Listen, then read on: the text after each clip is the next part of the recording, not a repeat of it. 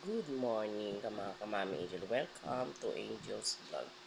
Please like, follow, and share Angel's Vlog.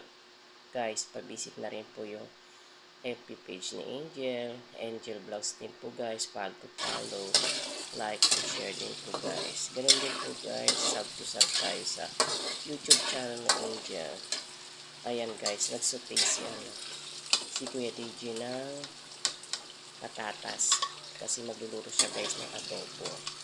Yung patatas, inano niya sa mantika. Niluto lang niya ng bahagya sa mantika. Pagka-fried niya guys ng bahagya. Tapos nang na-fry niya, sinet aside niya guys yung na-fried niya patatas. Tapos, isa niya yan guys. Kung saan siya magluto ng patatas.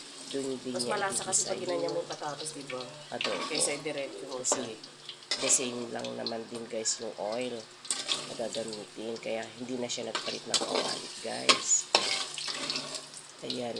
Tapos na siyang set aside niya yan guys. Mag-ano siya ng bawang sibuyas. Tapos yun na karne. Ayan na guys. Ayan na niya. Nagisa na niya sa bawang, sibuyas, karne. Si Kuya DJ ang nagluto ngayon guys. Ayan guys, na niya na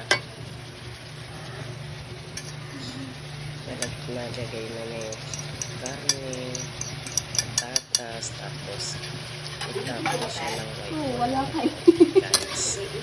Kasi guys, iba-iba kasi tayo nagluluto. Ako, ganyan din. Pero ang technique ko kasi guys, binuboil ko muna kasi yung karne. Pero si Kuya DJ, minsan niya direct. Kasi magkaiba po kasi tayo ng technique. Pero pag yung finished product, parang isa na lang din. At saka iba-iba rin tayo ng taste guys. And guys, nilagyan niya ng Silver Swan soy sauce. Yung kanina guys, wala pa yung toyo guys. Kumbaga, naggulay lang yung pag-saute niya ng pork. Kasi medyo tinagalan niya yung pag-saute ng pork sa oil. Yun. Tapos nilagyan niya na yan guys, powder ng paminta.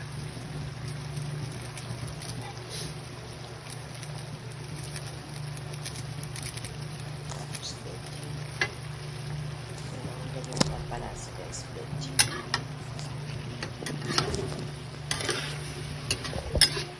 Tapos sinalog-halog niya, mekos-mekos konti, mekos-mekos na hanggang sa mag-mix lahat, mag-combine lahat ng pampalasa na nilagay niya. Tapos dyan guys, lalagyan na niya ng sabaw, konting lang sabaw. Tapos i-boil na yan guys para palambutin yung pork.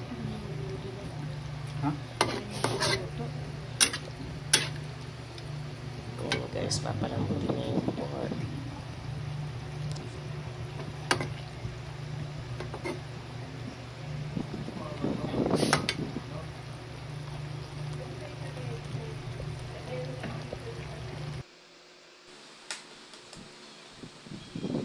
Ayan naman si ate, nagbabalat ng itlog pugo para ilagay dun sa niluluto ni Kuya DJ na adobo, pork adobo. Ayan. Ay, 10. 30 pesos, 10 piraso. Nakakainip pa nga guys, magbalat ng itlog ng pugo. Kasi yung balat ng itlog ng pugo ay napakanipis, dumidikit sa itlog. Pag yung mabigat yung kamay mo nagbabalat, yung pugo is masisira yung itlog. Hindi siya maganda. Ayan guys, so nilagay na nila yung itlog pugo na nabinalatan ni ate.